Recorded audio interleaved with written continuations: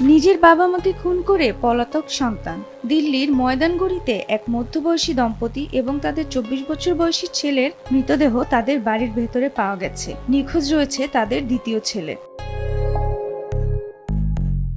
প্রতিবেশীরা বাড়ি থেকে দুর্গন্ধ বের হতে দেখে পুলিশকে খবর দিলে এই মৃত্যুর খবর প্রকাশ পায়। পুলিশ যখন বাড়িতে পৌঁছায় তখন তারা দেখে 50 বছর বয়সী প্রেম সিং এবং 24 বছর বয়সী তার ছেলে ঋত্বিকের মৃতদেহ রক্তাক্ত অবস্থায় মাটিতে পড়ে আছে। 45 বছর বয়সী রজনী সিং এর মৃতদেহ প্রথম তলায় মুখ বাঁধা অবস্থায় পড়ে থাকতে দেখা যায়।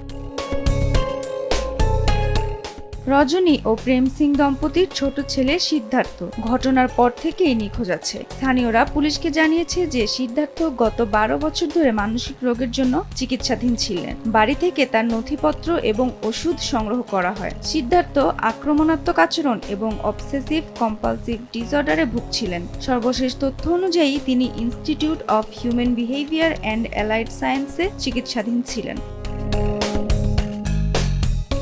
সন্দেহ করা হচ্ছে সিদ্ধার্থ ছুরিকাঘাত করে এবং ইট ও পাথর দিয়ে পিষে বাবা মা এবং ভাইকে হত্যা করেছেন। এছাড়াও প্রাথমিক তদন্তে দেখা গেছে যে সে বলেছিল সে তার পরিবারকে হত্যা করেছে এবং ময়দানগড়ির বাড়িতে সে আর থাকবে না। গ্রামের প্রধান মোহাম্মদ শাকিল আহমেদ খান বলেছেন যে তার বাবা প্রেম সিং একজন মদ্যপ ছিলেন এবং তাদের বাড়িতেও প্রায়শই ঝগড়া লেগেই থাকত।